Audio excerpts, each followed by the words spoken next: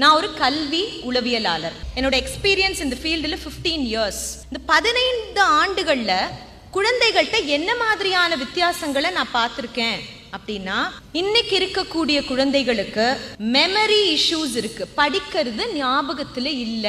நம்ம எல்லாம் சின்ன வயசுல ஸ்கூல் படிக்கும் போது தினம் தினம் படிச்சோமா? கிடையாது. ஆனா எக்ஸாம் கிட்ட வரும்போது படிப்போம், ஆமாவா இல்லையா? அந்த படிக்கிறது அடுத்த நாள் எக்ஸாம்ல ஞாபகத்துல இருக்கும். ஆனா இன்னைக்கு இருக்கக்கூடிய குழந்தைகளுக்கு மறதி அப்படிங்கிறது ஒரு பெரிய பிரச்சனை. அடுத்தது சோஷியல் ஐசோலேஷன் சொல்லுவோம். தனியாவே இருக்க விருப்பப்படுறாங்க. சொந்தக்காரங்க வீட்டுக்கு வந்தா பிடிக்கல.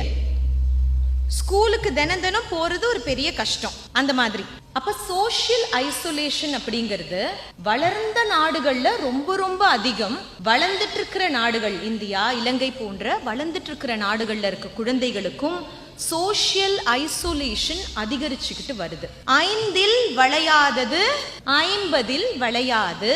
சின்ன வயசுலயே சில விஷயங்களை நம்ம கண்ட்ரோல் பண்ணணும். அதிகப்படியான ஜங்க் ஃபுட், சயின்ஸ்ல சொல்லுவோம் cut is your second brain. அதாவது நம்மளோட குடல் இன்னொரு மூளைய போல.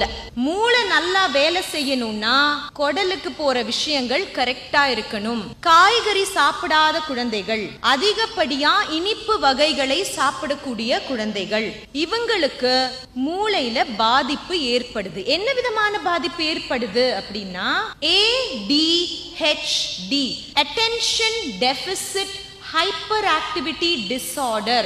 இந்தியா மட்டும் இல்ல, உலக நாடுகள் எல்லாத்திலும் இருக்கக்கூடிய பிரச்சனை. குழந்தைகளுக்கு அட்டென்ஷன் ஸ்பேன் இல்ல.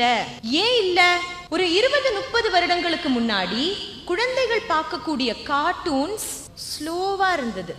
அவ்வளவு கலர்ஸ் அதுல இல்ல. ஆனால் இன்னைக்கு குழந்தைகள் பார்க்கக்கூடிய என்டர்டெயின்மெண்ட் ரொம்ப ரொம்ப கலர்ஃபுல், ஃபிளாஷி, கிங்கி பிங்கி கிங்கி பிங்கி கிங்கி பிங்கி கிங்கி பிங்கி.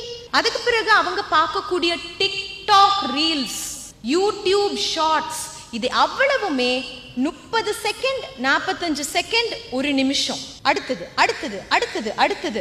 அப்ப இந்த மாதிரி அடுத்தது அடுத்தது அடுத்ததுன்னு பார்த்து பழகிய குழந்தைகளுக்கு அரை மணி நேரம் 40 நிமிடம் ஒரு வகுப்புல உட்கார முடியாது. உங்களால ஒரு நிமிஷத்துல பாடம் நடத்த முடியுமா? முடியாது. குழந்தையோட மூளை எப்படி இருக்கும்?